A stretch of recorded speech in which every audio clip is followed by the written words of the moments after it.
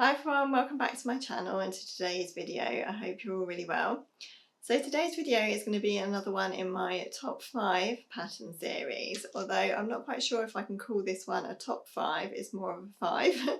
It's going to be a slightly different one, which we'll see as I go on. So today I'm going to be sharing 5 patterns that I've made in the past that I won't be making again, and I'm going to be sharing the reasons why.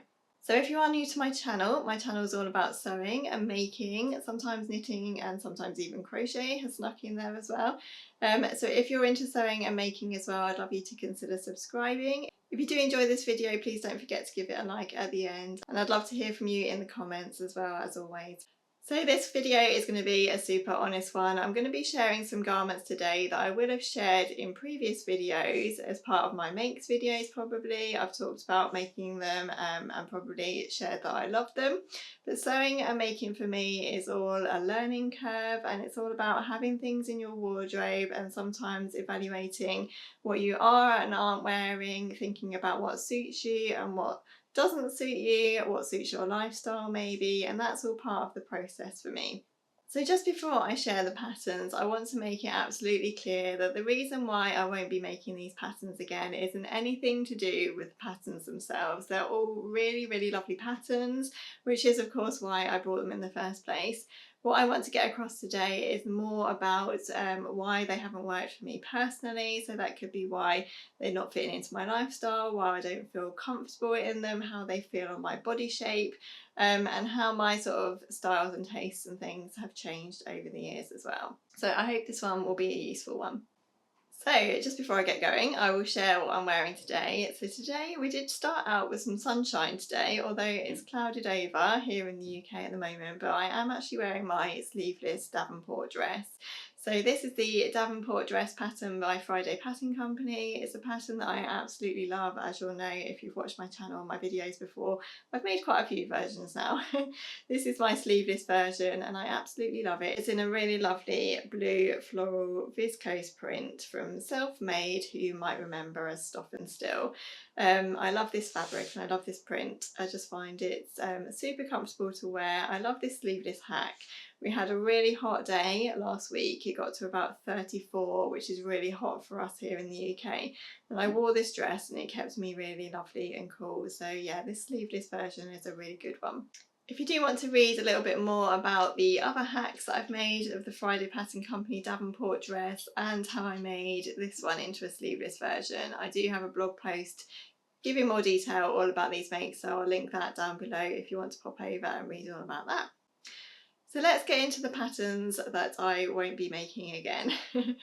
So first up is the Friday Pattern Company Wilder gown. So I have this pattern printed out as a PDF, so I will just quickly pop in an image of the Wilder gown pattern if you need to see it. It's been a really popular one in the sewing community, so I'm sure you will have seen this one. So the Wilder gown pattern came out a good couple of years ago now, I guess, and it's really got that kind of lovely floaty cottagecore style vibe to it, which I really do love. It has quite a high neck with a gathered bow tie at the neckline with quite a wide bow that you can either tie up into a bow or you can have it open and loose. It has lovely floaty raglan sleeves, and you can either make it as a mini dress or a midi or a longer maxi dress. You can choose your length basically. So when this pattern came out, I absolutely loved it and I had my eye on it, and I ogled over other makes on Instagram and here on YouTube and watched lots of other people sew it up, and I thought it looked absolutely lovely on them. But I had some reservations about this pattern, one being that I don't like anything too high up on my neck. It just makes me feel uncomfortable and a little bit choked. And I also was a little bit concerned about how oversized and floaty this dress was, because I'm quite small. I did wonder if I made it, if the dress would absolutely swamp me. But as time went on, I decided to give in to the hype and I made up my own version of the Wilder gown. And I made it in a beautiful art gallery rayon fabric.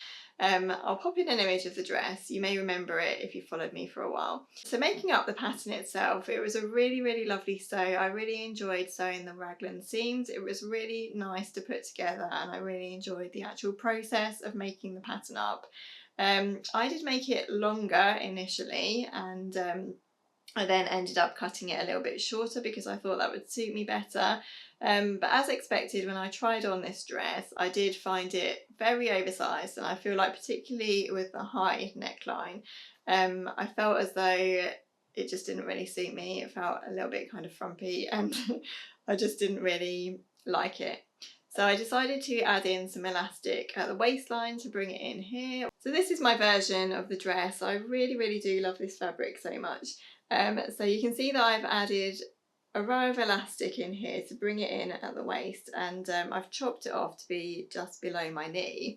And initially I was very happy with those changes. I wrote up my blog post for Minerva and I popped this picture up on Instagram, and it's actually one of my most liked and most commented on photos on Instagram. So I really, really, really wanted to love this dress, and I actually still do love it to look at because I just love the fabric. But actually I've come to realise over time that I just don't feel comfortable in this style at all. As expected, I don't like the neckline, I don't like it tied up, and I don't even really like it open. I don't really feel like the dress actually suits the open neckline very well. I feel like this dress is about the kind of gathered neckline and the big bow here. For me, it just didn't look right open. I felt as though I could only really wear it tied up, which I didn't feel comfortable in. The gathered waist does feel a little bit better on me, but because of the neckline, I think, and the actual overall style of it, I'm just not reaching for it. So as well as that, I love this dress for many reasons. It actually brought me in contact with Amy Sinibaldi, who actually designed this fabric for Art Gallery, this beautiful fabric. And I ended up actually doing some more work with her, and that was all because of this dress. So this dress does hold some very happy, lovely memories for me. So even though I feel as though I'm glad I've tried this pattern and I am very happy that I made it up, it's just not a pattern that I'm going to be repeating. I should have listened to my gut. I should have known that I wouldn't like the high neck, and I should have known that it would feel very oversized on me. But I am actually going to hang on to this dress and keep it in my wardrobe, even though I probably won't wear it very much, because it does have some very happy memories for me. So that's that one, the Friday Pattern Company Wildergum. The next sewing pattern that I unfortunately will not be making again is this one here. So this is from the Tilly and the Buttons stretch book. This is a great book. There are loads of different patterns in here, and I have made a few of them up already. But the pattern I won't be making again is this one, and it's the Freya dress. So the Freya dress is a lovely A-line knit dress, so it's made from a jersey or a knit fabric. It has a very A-line skirt shape, it has a roll neckline, a mock sort of turtle neckline, I think you call that actually. You can make it with 3/4 length sleeves or long sleeves, or obviously you can shorten the sleeves if you prefer. And you can make it with this really lovely ruffle around the bodice area as well. So when I bought this book, I was absolutely smitten with this image here. I really loved this dress on the model. I loved it how it looked on her. I thought it just really suited her, and I really wanted to make my own version. When I bought this book, I was actually quite early on in my sort of journey sewing with knit fabrics, and I'd heard on the grapevine that this one was a good one to make up if you are a beginner with knit fabrics, because the neckline is quite easy to fit because it's a high neckline. You don't need to do any stretching or anything like that to fit it in. So yeah, I thought this would be a really good one for me to have a go at as a beginner sewing with jersey knit fabrics. So you can actually also make the Freya as a roll neck top as well, and I know that a lot of people make these to wear underneath pinafore dresses like the Clio dress and things like that, and it looks really good underneath pinafore dresses.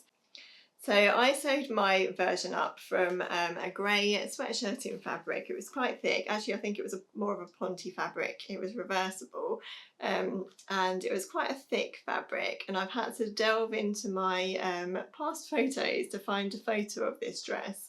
You'll have to have followed me for ages to remember this dress, I think, but I'll put in an image here. So this was my version of the dress, and when I made it up, I was very happy with it. It was really nice to sew up. It was very easy to make up. The frill on the neckline, or the bodice even, was a little bit of a headache to put in, but I persevered and I managed to get it done, and I was really proud of that as well. So unfortunately, I no longer have this dress to show you in a physical product because I have since given it away. But I was actually really proud with how I'd sewn the dress and everything. But when it came to me wearing it, as expected, I really didn't like the high neckline. I felt so uncomfortable in it. I was always doing this and pulling it away from my neck. I also didn't feel very comfortable in the A-line skirt.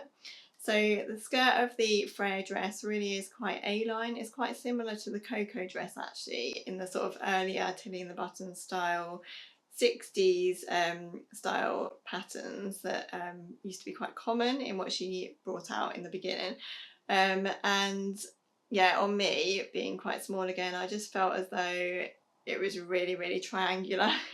And I did try to wear this dress on a couple of occasions, but every time I just ended up taking it off and not wearing it. So that dress sadly has been relegated. It's been given to someone else, and it's not a dress that I'm going to be trying again, unfortunately. I did consider making the cowl neckline version because obviously I wouldn't have the neck problem with that one.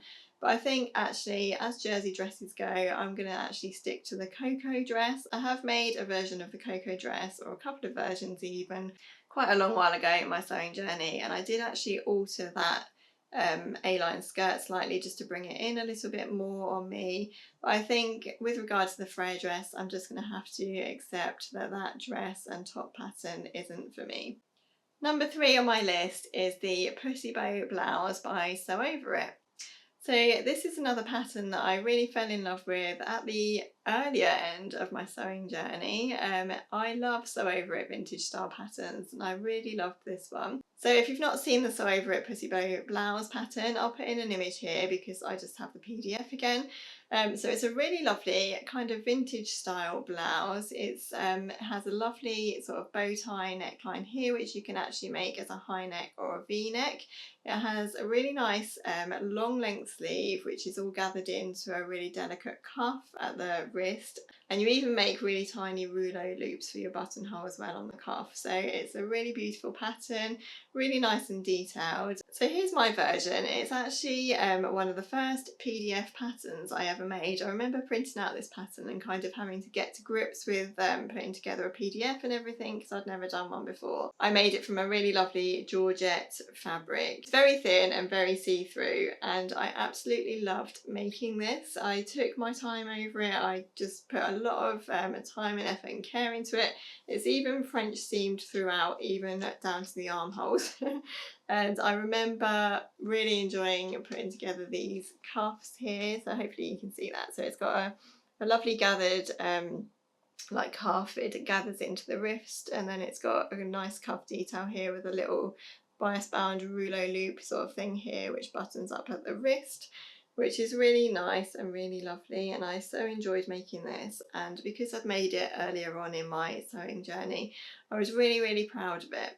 And I still am now actually, but I have never ever actually worn this, and I think the reason for that is because it just feels too formal. So I feel as though this type of blouse would be really at home in a sort of corporate office type environment, which used to be my life actually before children. This would have suited me very nicely in my office job, but I just find that day to day it's not something that I would reach for to wear. And I think even going out in the evening, I thought I might get some wear out of it, maybe pairing it up with a pair of jeans or something, or a pair of trousers, but actually even then I just feel as though I just look too smart in it. So this is another one that I'm definitely not going to give away or get rid of in any way. I'm definitely going to keep this because, as I say, I'm really proud of it. And it's going to remain in my wardrobe where I can still look at it and admire it.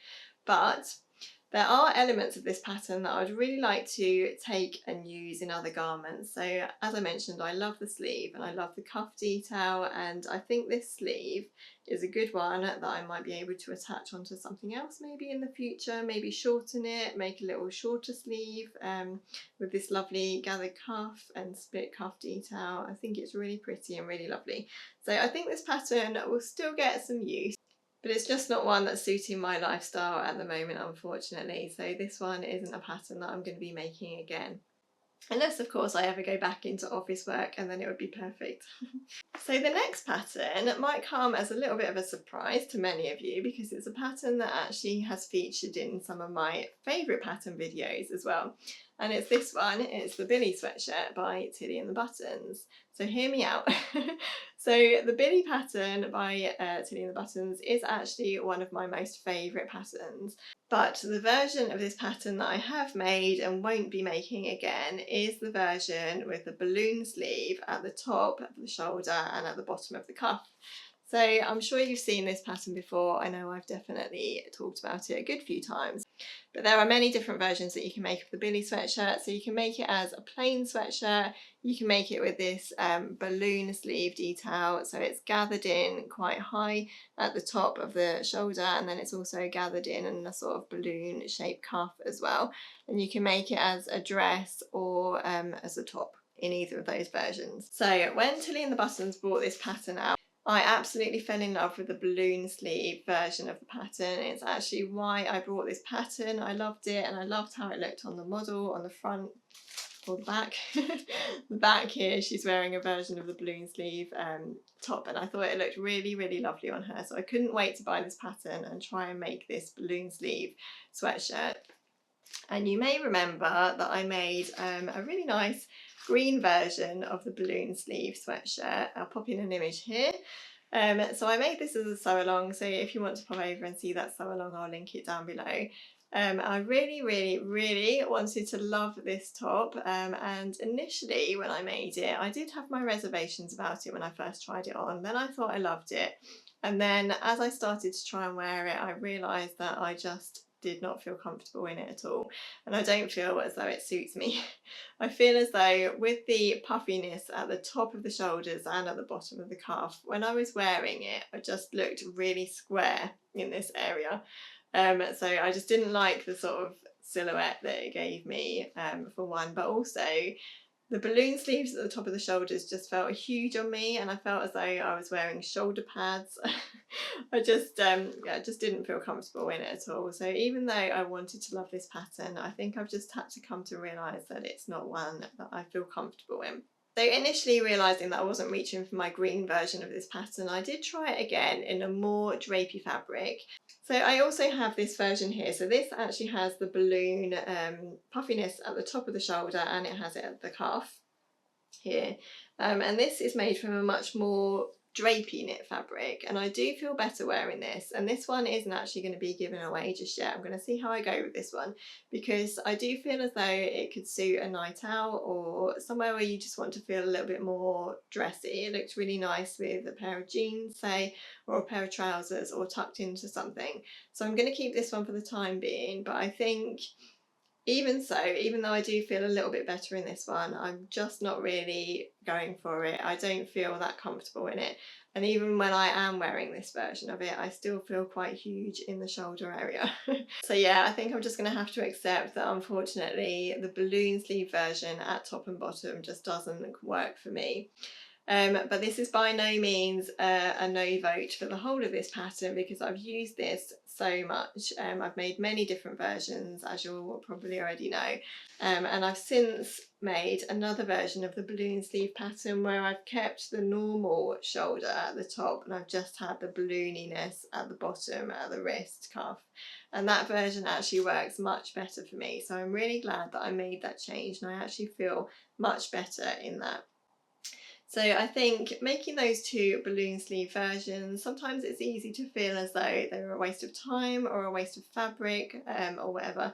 But actually it's all part of the learning journey. It's all part of learning about what suits you and what doesn't suit you, and then adapting things to work for you accordingly. So I'm really pleased that I now have a version of this Billy pattern that I initially loved so much that is wearable for me, and I would really like to try another more drapey version of that balloon cuff only sweatshirt fabric. I think that would look really nice as well.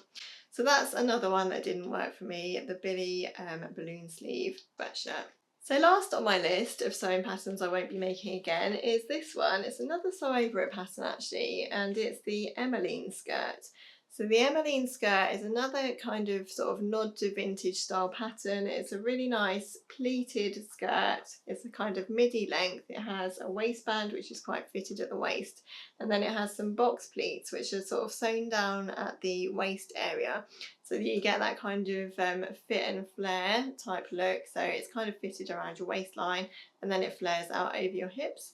So I made a version of this, again quite early in my sewing journey. I'll pop in an image because this is another one that's long since been donated actually, because I realised that I wasn't wearing it. So although I wore this a couple of times after I'd made it, I quickly realised that this wasn't one that I was reaching for very often in my wardrobe, and I think the reason for that one is actually because I don't really like wearing cotton. You'll probably notice that I tend to make most of my garments from viscose or drapey fabrics or knit fabrics rather than cotton or anything that feels too stiff, and I just felt as though I wasn't comfortable in this skirt at all. I also kind of feel as though with Sew Over It patterns, I really love their earlier vintage style patterns, which I've mentioned before. I love their vintage style and I'm always attracted to anything that has a nod to vintage or looks vintagey in any way. And initially I think that's why I wanted to make up quite a lot of the Sew Over It patterns, but I think in my day-to-day life, I'm generally at home, I'm generally walking the dog, I'm generally needing to be comfortable or with the kids or, you know, going out and about or whatever. For me, this kind of cottony pleated style just doesn't really suit my lifestyle. I don't know how to explain it really. I know lots of people will probably say to me, you could absolutely wear that day to day, but for me, it just felt a little bit sort of formal, and I didn't really like how I felt in it. I also didn't like how the fit and flare looked on me. I felt as though it really flared out over my hips, which is obviously one of the widest parts of you. And I didn't feel as though it was very flattering on me either. I didn't really like the the way that it was sort of more narrow at your waist and then it flared out, and it was quite sort of long midi length as well. So yeah, I just didn't feel as though this skirt suited me. And in fact, I'm coming to realise that I don't really like pleats generally. I've made a couple of pleated skirts. I've made a skirt that's sort of, this was way long ago. I made a pleated skirt with a waistband. I think it was from the Sewing Bee book actually, one of the first Sewing Bee books that ever came out. Just pleated in with a waistband, and I just didn't feel comfortable in that either. I don't really like to wear box pleats. I just find that they're not very flattering on my shape. So I've come to realise over time that a nice gentle gather in a skirt is much more flattering on me and on my body shape, and I feel as though I'm much more comfortable in that kind of gathered style than I am in this more formal sort of pleated style. So once again, even though I absolutely love this pattern and I love the way it looks here on Lisa Comfort, I love how she's wearing it with the heels and the cardigan and everything, I just don't feel as though the Emmeline skirt is part of my everyday wardrobe. So this is another one that I'll unfortunately not be making again. So there we have it, that's the end of my list. I hope you found this video interesting. I think for me personally, I find it so interesting to go back over past makes and see why I'm not wearing things, look at how my styles and my tastes have changed over the years and what I do and don't feel comfortable wearing. I think sometimes it's easy to feel bad or as if we're kind of being wasteful in some ways by not wearing the clothes that don't suit us or that we're not happy in. But actually for me, I just find it's all part of the sewing journey really. I can't tell you how much sewing has taught me about what I feel comfortable wearing. It's all been such a journey about what suits me, what doesn't suit me, what I feel good in, what suits my body shape. I think when you're sewing, you have to take notice of your body, don't you? You have to take notice of what fits you well, of what you feel comfortable in, of the shapes that garments produce on your body as well. It's all so interesting to me, and yeah, this has been a little journey into patterns that I feel as though I'm really glad I've made, but learning about what going forward won't suit me. And elements of future patterns that should maybe kind of raise a red flag and should be like, don't make that, you won't like it. Even though it looks great on everyone else, it won't suit you and you won't feel comfortable in it. So it's all a learning curve, isn't it? So thank you so much for watching. I'd love to know what you think of the patterns I've shared today. Let me know in the comments if you've made any patterns that you haven't liked or haven't enjoyed wearing in the past, even though you really hoped you would. Please don't forget to subscribe to my channel if you haven't already, and if you have enjoyed this video, I'd love it if you gave it a like at the end as well. Take care everyone, and I'll look forward to seeing you next week in my next video. Bye!